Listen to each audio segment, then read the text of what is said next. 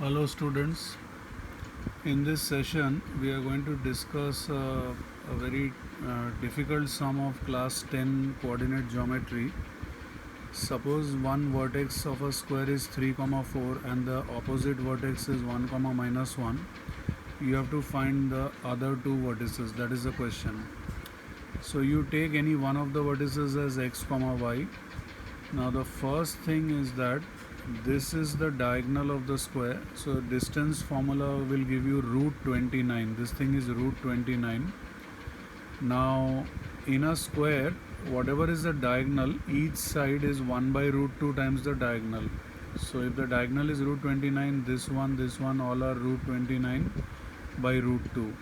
So you set up distance formula like this distance is equal to this distance is equal to diagonal by root 2. So distance formula is equal to distance formula equal to diagonal by root 2. Then you, after setting it up, you square everything, and after squaring everything, if you look at this equation is giving 4x plus 10y is equal to 23. Now what you do is you take this equal to this is like I've removed the square root everywhere, so this is root 29 by root 2 whole square. So you take this equal to this and everywhere substitute y with 23 minus 4x by 10. So you remove y, put 23 minus 4x by 10, remove y, put 23 minus 4x by 10, you will get one equation. Obviously this is a quadratic. You expand everything, then you simplify, then you do middle term break. After middle term break, you will get x has two values, so one is 9 by 2 and one is minus half. So these two values of x you go back and put it in 23 minus 4x by 10, so y will be half and 5 by 2. So the answer is one vertex is 9 by 2 comma 1 by 2 and the other vertex is minus half comma 5 by 2. So this is this particular sum, and you can see that it is very difficult in calculation and it's very lengthy. Now there is a shortcut method to do the same sum. Let's discuss that shortcut method. What is that shortcut method?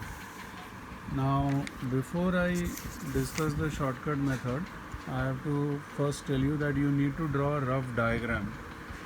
So 3 comma 4 is here, 1 comma minus 1 is here. Now you join both of them. So this angle theta, suppose I want to measure it, so I can just draw one vertical, one horizontal. So these two will be alternate corresponding angles, so they both will be theta. So you can see that tan theta will be 5 by 2. So if you know tan theta, sin theta will be 5 by root 29 and cos theta will be 2 by root 29. You can easily get this from this diagram. Also, the distance from 3 4 to 1 comma minus 1 is the diagonal, and you know diagonal is root 29. So all this we got. Now you will have to draw a slightly bigger diagram. So this is 3 4, this is 1 comma minus 1. Now 3 4 and 1 comma minus 1, the middle point will be 2 comma 3 by 2, right? So what you do at 2 comma 3 by 2, you draw one line perpendicular to this line. Like I am drawing one line which is perpendicular to 3 4 and 1 comma minus 1. What is the logic? The diagonals of a square bisect each other at right angle. So 2 comma 3 by 2 is the midpoint of this diagonal, and then I have drawn a line perpendicular, so the other diagonal will be this. Now just follow this. Suppose if this angle is theta, this is 90, so this angle will be how much? 90 minus theta. Now you draw one horizontal line like this, right? So automatically this will also be 90 minus theta. Now the whole diagonal is root 29, so half the diagonal will be root 29 by 2.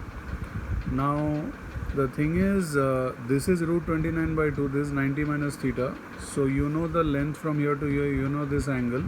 So this height will be root 29 by 2 into sine 90 minus theta. Sine 90 minus theta is cos theta, so it will come to 1. So this height is 1. So if this is 3 by 2, you have to go up by 1, so this will become 5 by 2. Again, root 29 by 2 into cos 90 minus theta is the base. So cos 90 minus theta is sin theta. So if you put the value, it's coming to 5 by 2. Now this is 2. So if you go left 5 by 2, this will be minus half. So the answer is minus half comma 5 by 2. Now just like you went left 5 by 2, if you had gone right 5 by 2, it will be 2 plus 5 by 2, that is 9 by 2. And just like you went up 5 by 1, if you had gone down by 1, then 3 by 2 would have become half. So in this method we are getting minus half comma 5 by 2 and 9 by 2 comma half. So this method I had to explain to all of you because you are seeing this method for the first time, but actually in terms of usage it is much shorter and quicker, and there is less chance of making silly mistake than the previous method, which is using distance formula.